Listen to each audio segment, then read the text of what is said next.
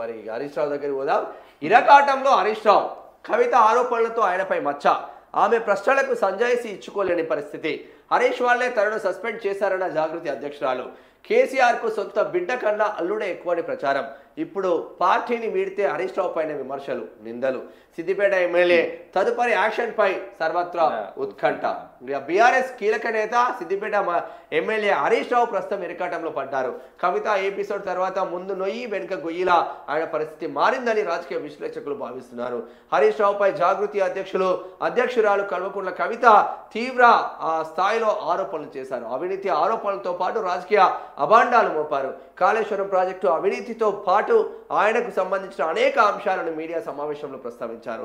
కేసీఆర్ను ఓడించడానికి ప్రయత్నాలు చేశారని అందుకోసం ప్రత్యర్థులకు డబ్బులు సైతం ఇచ్చారని ఆరోపించారు. 2018లో ఎన్నికల టైంలో కొందరు బీఆర్ఎస్ ఎమ్మెల్యే అభ్యర్థులకు వ్యక్తిగతంగా డబ్బు సమకూర్చారని, అలా ఎందుకు చేయాల్సి వచ్చిందని, దాని వెనుక ఉన్న రహస్య ఎజెండా ఏంటని ఆమె ప్రశ్నలు సంధించారు. హరీష్ రావు వ్యక్తిగత ప్రతిష్ట, రాజకీయ విశ్వసనీయతను ఎక్కడ తగ్గగా ఏం చెప్పింది డైరెక్ట్ గా హరీష్ రావు, సంతోష్ రావు నాన్న మన మంచి కోరుకునే వాళ్ళు కాదు, మనల్ని నిండా ముంచే వాళ్ళు. ఈ సిబిఐ కేసు మీ మీదకి వచ్చిందంటే అది హరీష్ రావు పుణ్యమే, వాళ్ళు చేసిన అవినీతి పుణ్యమే. హరీష్ రావు జబర్దస్త్ గా రేవంత్ రెడ్డి మనిషే, రేవంత్ రెడ్డితో సత్సంబంధాలు ఉంటాయి. అందుకే సిద్దిపేటలో ఏ నాయకుడు ఎదగడబ్బా, ఇప్పుడు స్ట్రాంగ్ ఎదగాలి కదా.